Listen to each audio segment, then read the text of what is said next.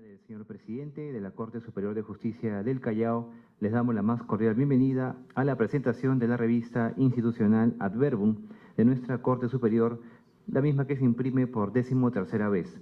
Por ello, la Presidencia los ha convocado para ser partícipes de este gran acontecimiento, precisamente en el marco de las actividades por nuestro 57 aniversario. Y además compartiremos de este material entre todos los presentes. Saludamos al señor doctor Walter Benigno Ríos Montalvo, presidente de la Corte Superior de Justicia del Callao. Saludamos también al señor doctor Pedro Calvay Torres, consultor en Derechos Humanos, Derecho Internacional y Derecho Laboral, quien también nos va a acompañar hoy día como expositor, y además quien está hoy de cumpleaños. Saludamos a la doctora Delcy Heredia Silva, jefa de la Oficina Defensorial del Callao. Saludamos también al comandante César Chávez Navarro, representante del general Miguel Palomino Cáceres, jefe de la región policial Callao. Nuestro saludo para los señores magistrados, los señores funcionarios y trabajadores de nuestra Corte Superior. Damas y caballeros, a continuación vamos a escuchar la presentación de la revista Adverbum a cargo del señor doctor Walter Benigno Ríos Montalvo, presidente de la Corte Superior de Justicia del Callao, para quien pedimos un fuerte aplauso.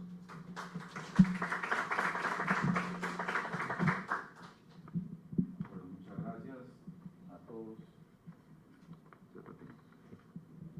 por su asistencia a la presentación de nuestro número 13 de nuestra revista institucional Adverbum.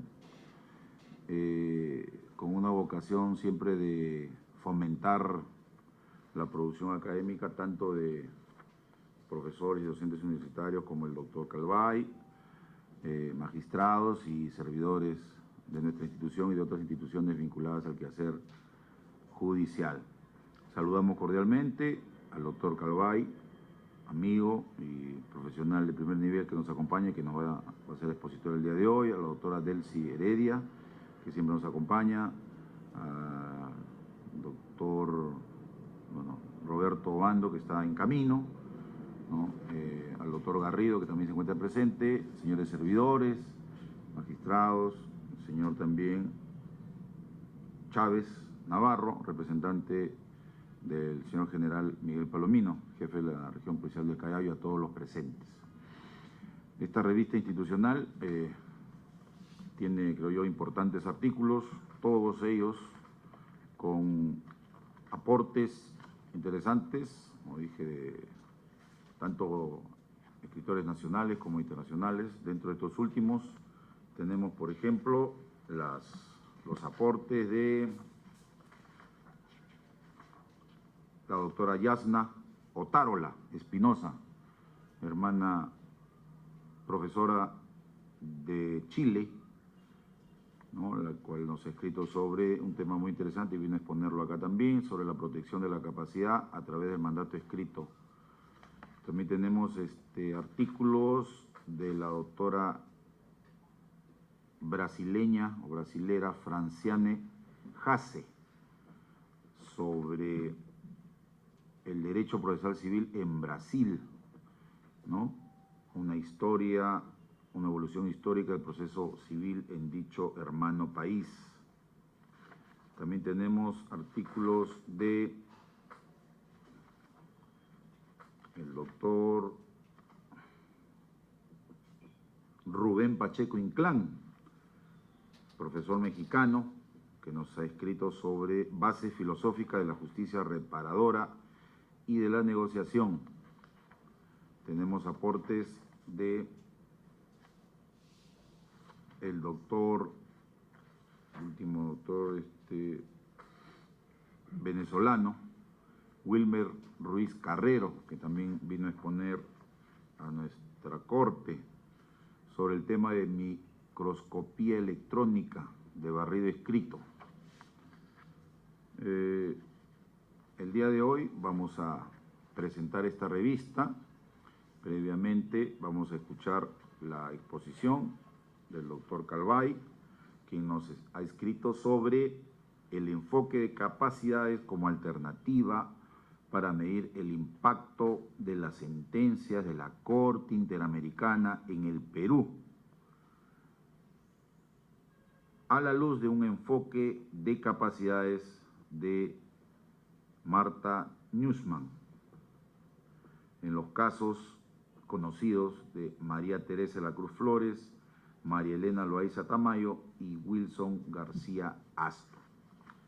Y también tenemos el aporte del doctor Roberto Bando Blanco, los escritos del doctor Omar Sar, del doctor Salinas Valverde, cada uno en materias de su especialidad, el doctor Garrido, aquí presente, la doctora Heredia Silva, el doctor Arbulú Martínez, el doctor Navas Rondón, el doctor Matos Quesada, igualmente aportes de el doctor Illaconza Morales, el doctor Burgos Mariño,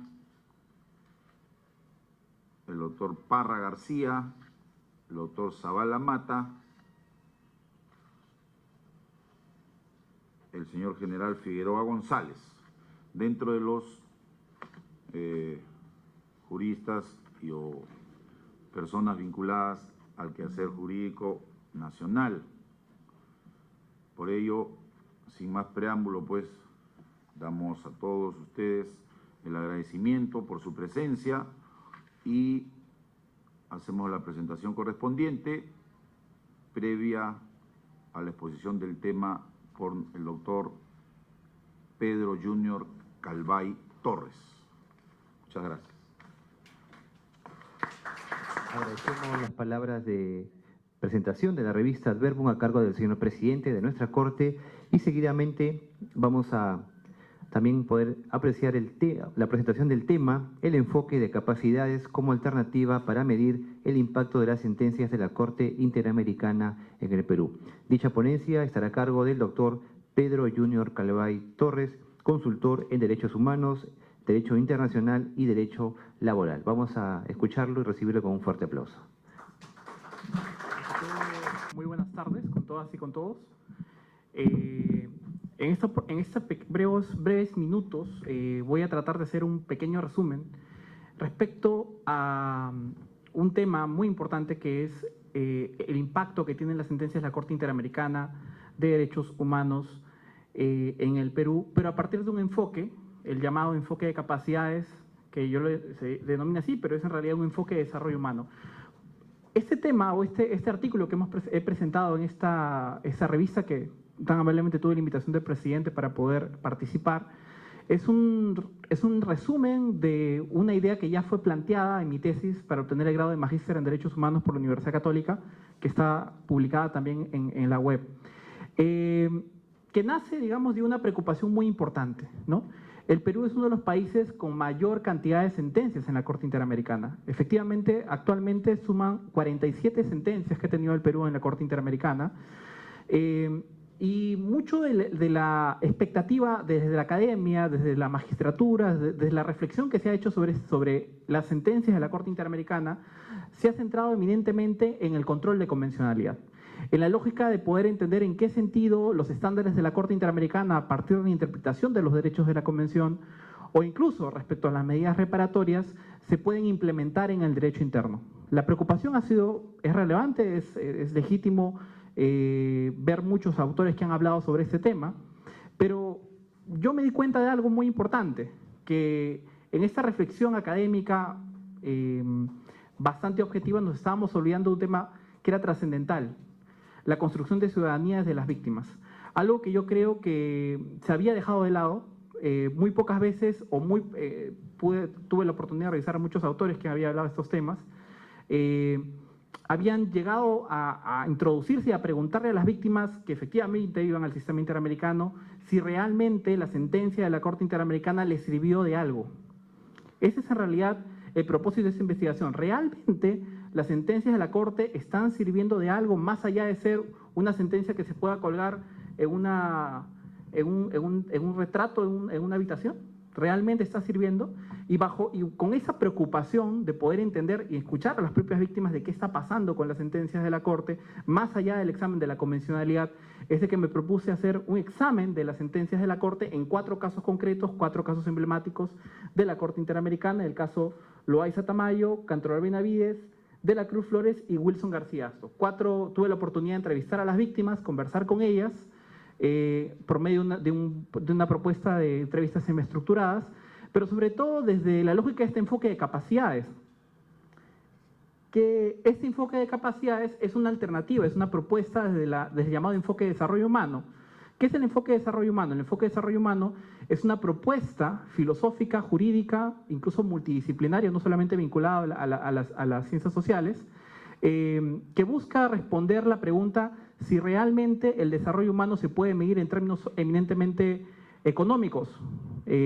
Casualmente uno de los precursores de las propuestas de los enfoques de desarrollo humano es el economista y matemático hindú Amartya Sen, que es uno de los precursores del enfoque de desarrollo humano, y a partir de la reflexión de Amartya Sen, que Amartya Sen propone algo muy básico, ¿no? El desarrollo no se puede medir desde la lógica de los PBI de los países, hay que ir más allá, hay que entender de que las sociedades que quieren realmente ser libres, realmente ser justas, no solamente tienen que dar dinero a la gente, tienen que dar capacidades para que la gente pueda ser libre para hacer lo que desea hacer y para hacer lo que realmente quieren construir con su proyecto de vida. Algo que es, pensémoslo, muy sencillo de poder asumir si uno lo piensa, pero que pocas veces se ha pensado desde la óptica de las políticas públicas y más allá desde la óptica de los enfoques que tratan los problemas públicos más relacionados a derechos humanos. Entonces, a partir de esta propuesta del enfoque de desarrollo humano, yo dividí mi investigación, que es un resumen un poco de la tesis, en 3 partes esenciales. En una primera parte, me aproximé a cuál es el impacto de las decisiones de la Corte Interamericana del Perú respecto a la obligación de reparar. Ustedes pueden revisar en el artículo, incluso pongo ahí la cita de la tesis, pero el artículo hago algunas reseñas de ese tema, y lo que pude concluir en la parte 1 era que el Perú, en el ámbito de las reparaciones en el sistema interamericano, es un país que no cumple la totalidad de sus sentencias. La mayor cantidad de reparaciones que el Perú implementa, y esto casualmente es de propia información de la Defensoría del Pueblo, el año 2003 hicieron un informe sobre derecho a la verdad como consecuencia de derecho a la verdad reparaciones en el año 2013 respecto a 10 años después de la CBR, y más informes de sociedad civil. Se pudo verificar, incluso tuve la oportunidad de conversar con funcionarios del Ministerio de Justicia, gran parte de las reparaciones a nivel económico, a nivel eminentemente económico, y esto es importante decir, las reparaciones de la Corte no solamente son económicas, pero el Perú, en la mayoría de casos, en los 47 casos que tiene o ha tenido sentencias, siempre hay un énfasis en el cumplimiento de las indemnizaciones, que son las reparaciones económicas en favor de las víctimas, pero poco en las reparaciones no pecuniarias, en las que no tienen que ver con lo económico, que buscan justamente atender situaciones que van más allá de una lógica prestacional de la reparación. Eso es lo primero que concluí en el parte 1.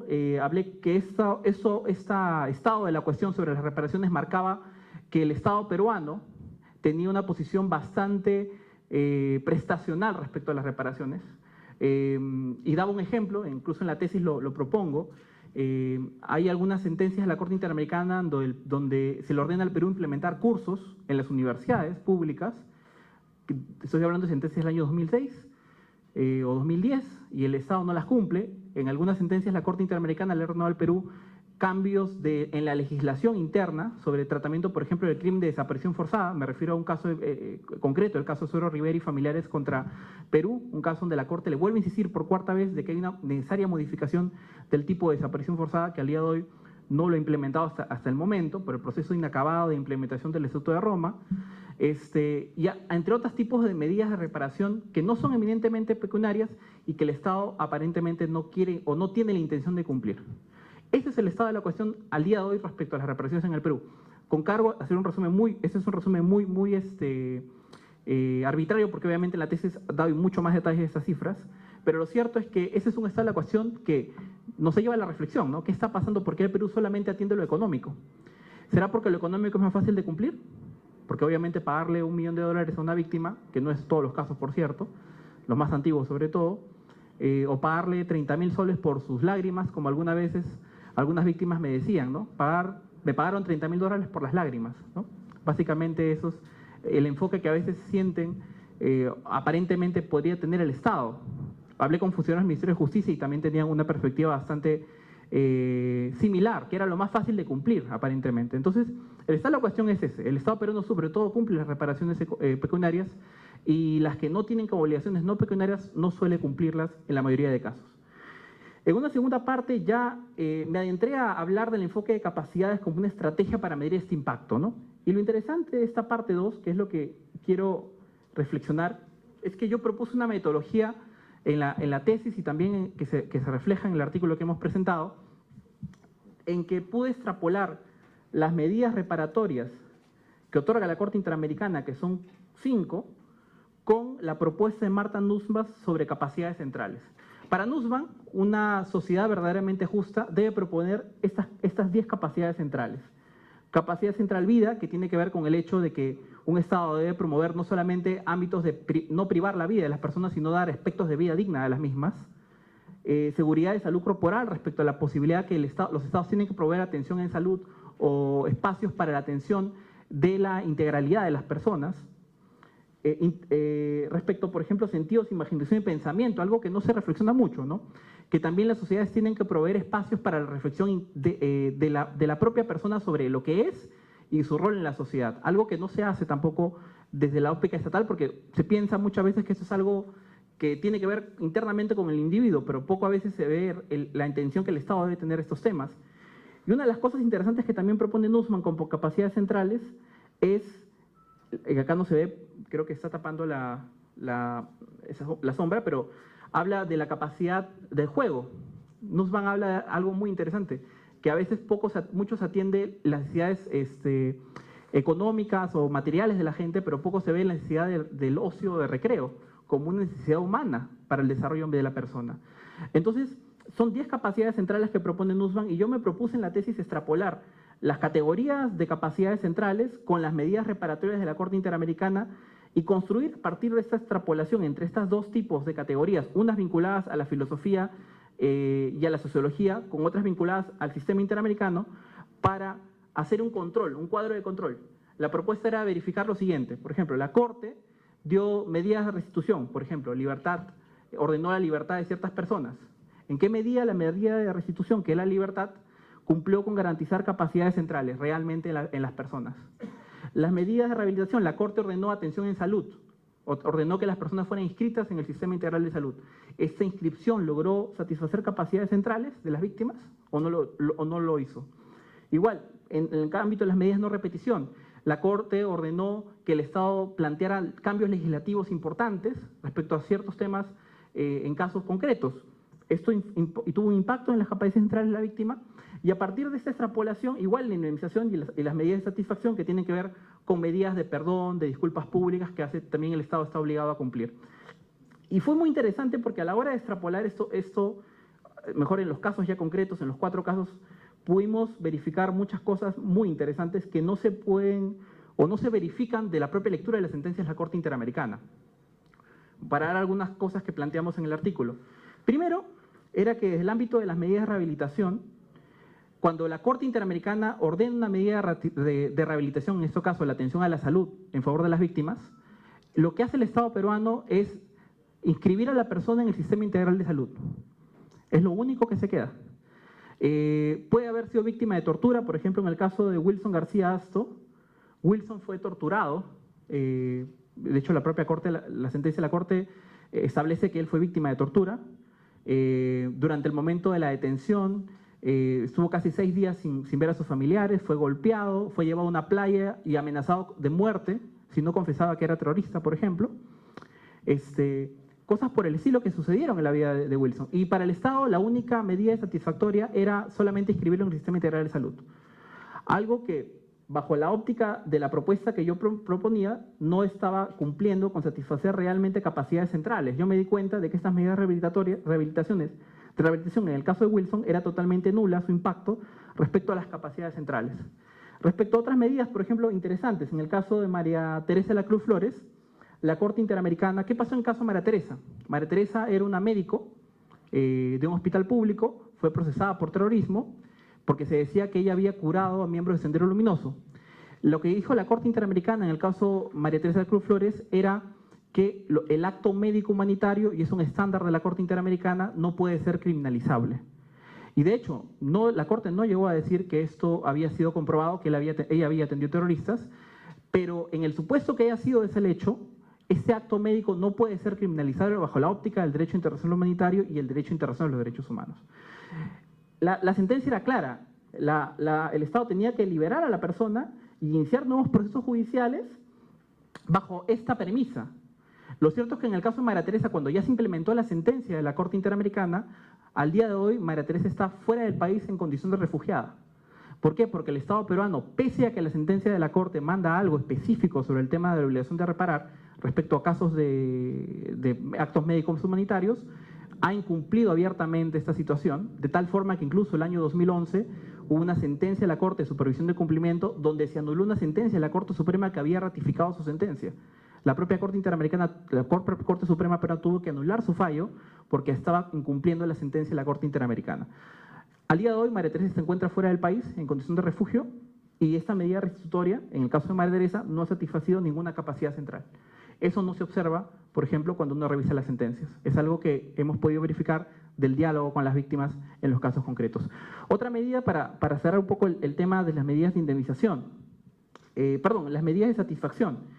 En muchos casos, el Estado, la Corte le ordenó al Estado que dé atención en becas de estudios integrales. Y quiero hablar de un caso específico, el caso de Luis Alberto Cantoral Benavides. Luis Alberto la Corte ordenó una beca de estudios para pregrado y posgrado como consecuencia del daño porque él dejó de estudiar, casualmente estudiaba en la Universidad del Callao, en la Universidad Agraria de La Molina, y deja la carrera, casi 12 años de privación de la libertad. Le ordena la Corte Interamericana que le pague la beca de posgrado y de pregrado y posgrado conforme a lo que él elija, y lo que hace el Estado peruano es una cosa increíble. Le dice, si tú quieres que yo te pague la beca de estudios, tienes que ingresar a San Marcos. Pero no, yo no quiero estudiar en San Marcos, yo quiero estudiar en la Universidad Católica, porque eso era lo que Luis Alberto quería. Le dijo, no, te tienes que ingresar a San Marcos, y luego que tú ingresas a San Marcos, ahí te beco. No tenía sentido la reparación en ese aspecto. Entonces, bajo la óptica del enfoque de capacidades, era muy claro que las medidas de satisfacción no tenían ningún impacto en las capacidades de la víctima. Tanto así que Luis Alberto tuvo que usar sus medidas de reparación económica, o sea, las medidas que tenían que atender el daño que había sufrido, para poder pagarse sus estudios en Brasil. Luis Alberto se pagó sus estudios en Brasil de pregrado y posgrado con la reparación que la Corte Interamericana le dio respecto al tema del daño que sufrió. Y años después, cuando esto llegó a conocimiento de la Corte Interamericana le ha ordenado al Estado peruano, y está en proceso de implementación, que le devuelva la plata que él pagó para estudiar en Brasil.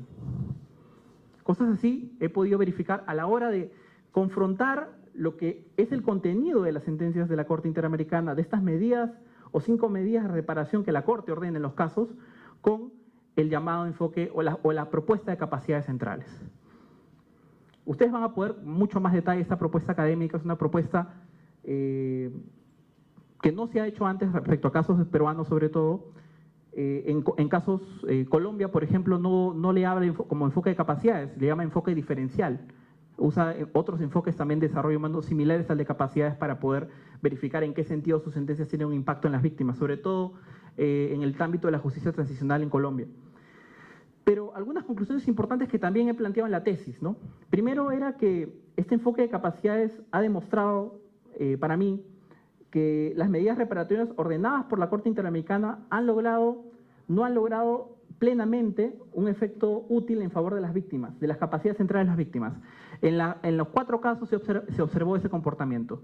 De manera que las principales medidas reparatorias que lograron consecuencias en capacidades centrales de las víctimas, sobre todo fueron las medidas restitutivas. Estamos hablando el caso de las excarcelaciones, cuando una persona fue excarcelada como consecuencia de sentencia de la Corte Interamericana. Las medidas indemnizatorias que tienen que ver con el monto económico que la Corte ordena como consecuencia del daño material en la víctima, y las medidas de satisfacción que tienen que ver con las disculpas públicas que la Corte, o la publicación de la sentencia en un diario de publicación oficial que la Corte también puede ordenar, que pueden ser variadas también. Pero no había, digamos, un impacto respecto al resto de medidas reparatorias. Eso es uno de las consecuencias de este estudio. Otro es que Demostró también esta investigación que el proceso de consolidación de las capacidades centrales en las víctimas estuvieron influidos por factores psicosociales anteriores a los eventos traumáticos, siendo el apoyo psicosocial de la familia el más importante en la consolidación de muchas capacidades centrales. Muchas de las víctimas mencionaban de que en realidad no fue la sentencia de la Corte Interamericana, y eso es lo interesante del perfil de estas víctimas. Todas estas víctimas al día de hoy son profesionales. Dos son abogados, una es maestra, trabaja casualmente en una escuela pública, y otra es médico. Son profesionales, están trabajando como cualquier persona. Pero ellos decían que mucho del proceso restaurativo en sus vidas, de poder volver a las condiciones de ciudadanía básicas que debe tener una persona, no realmente obedeció a la sentencia propiamente dicha, sino al apoyo psicosocial que tuvieron previo, incluso al acto violatorio. En los 4 casos pude observar eso, hay un fuerte apoyo de la familia respecto a enfrentar el trauma y poder salir de él. La mamá de Wilson era una señora de 70 años en el momento de su detención. Wilson lo llevaron a los 2 penales más, incluso la comisión recomendó que se cerraran, Yanamayo y Chayapalca. A Wilson lo pasaron de Yanamayo y Chayapalca durante 3 años consecutivos. Sufrió incluso de pulmonía. La propia comisión tuvo que viajar a Chayapalca, viajó a Chayapalca y a estos 2 penales para poder ver su situación, y su mamá iba todos los fines de semana a verlo. Y su papá no estaba un poco desinteresado, pero su madre sí. En el caso de María Teresa, de similar manera, estaba en la cárcel, pero su hermana, que era la doctora Loaiza Tamayo, y también sus hijos estaban siempre atrás de ella para tratar de poder darle un soporte emocional a la situación que estaba pasando, tan crítica, tan grave que pasaron, hasta luego su proceso de excarcelación por medio de la sentencia de la Corte Interamericana, ¿no? Entonces, hay una importancia muy interesante del apoyo psicosocial. Y finalmente, este enfoque que hemos propuesto permitió corroborar que incluso el cumplimiento de las medidas reparatorias que lograron un impacto en algunas capacidades centrales requirieron siempre un papel activo de las víctimas ante algunas actitudes obstruccionistas del Estado en la implementación de las mismas. Las víctimas siempre, en los 4 casos que pude estudiar, siempre tuvieron que hacer algo más para tener realmente un poco de dignidad de parte del Estado, ¿no? Siempre tuvieron que ir más allá de lo que su propio rol como víctima tenía. Tenían que ir, me explico, tuvieron que ir muchas veces a hablar con el ministro de Justicia, tuvieron que ir a hablar con el mismo procurador supranacional, en algunos casos hasta tuvieron, como en el caso de Wilson, usar la reparación para poder seguir sus estudios fuera y poder realmente salir adelante a partir de su propia inventiva, de su propia motivación. Pero siempre, en los 4 casos sobre todo, se observa que no hay una actitud de colaboración del Estado respecto al proceso de reparación. Cuando conversé con funcionarios del MINJU sobre esta conclusión, ellos me decían que el problema aquí era que la defensa pública del Estado peruano tiene un problema estructural muy grave. Primero, que el Consejo de Defensa Jurídico del Estado, el Consejo de Defensa del Estado casualmente, tiene un divorcio respecto a lo que hace la Procuraduría Pública Supranacional. No hay una línea de trabajo sobre este tema, a diferencia de países como, por ejemplo, como Argentina o como Ecuador, que tienen muy claro, incluso tienen leyes para la aprobación de soluciones amistosas, para evitar llegar los casos a la Corte Interamericana, ¿no? Tiene una política muy clara en temas de reparaciones, igual que Colombia, pero la Procuraduría Pública y el Consejo de Defensa Jurídico no tienen un diálogo claro, y eso hace que la actitud obstruccionista no sea realmente porque tal vez pueda haber o no haber mala intención, sino que no hay realmente formalmente mecanismos para buscar un diálogo con las víctimas y buscar realmente el interés en ellas para poder, y es un tema que yo abordo en la tesis, buscar que ellas dejen de ser víctimas para que se conviertan cada vez en ciudadanos. Porque la reflexión final de esta tesis es esa: cómo convertimos a las víctimas en menos víctimas y cómo las volvemos más ciudadanas. Y eso es lo que yo quiero cerrar esta pequeña intervención. Hasta que no busquemos que las víctimas de violaciones de derechos humanos se conviertan en ciudadanos, hasta que no nos preocupemos en eso, el proceso de democratización del Perú siempre va a ser difícil en este tema. Siempre vamos a tener problemas, porque siempre vamos a ver a las víctimas como pobrecitos, como personas que están en el círculo de violencia y no pueden salir de él. Yo creo que el rol del Estado está justamente, no solamente el enfoque de capacidad, sino desde otro enfoque también ajenos al derecho también o complementarios de otras ciencias sociales, podamos sacar a las víctimas de la situación en la cual se encuentran y volverlas cada vez más ciudadanas, ¿no? Bueno, con eso concluyo mi presentación. Muchas gracias. Muy bien, agradecemos a nuestro invitado, el doctor Pedro Junior Calvay Torres, por su disertación. Y en el marco de su presentación, el señor presidente de la Corte va a hacer entrega de un diploma en reconocimiento a su valioso aporte académico. La Corte, que me honro en presidir y que está representada esta tarde por el doctor Obando y por mi persona, como siempre agradecidos por su colaboración. Sé que esta es la primera oportunidad en que formalmente colabora con la misma, pero no será la última. Profesional joven como usted, ¿no? Y destacado, creo que yo día a día sigue con su esfuerzo, ¿no? Y con sus conocimientos, transmitiendo los mismos a las nuevas generaciones. Por ello, con mucho gusto, el día de hoy le entregamos este diploma en reconocimiento a su aporte a nuestra Corte Superior de Justicia del Callao.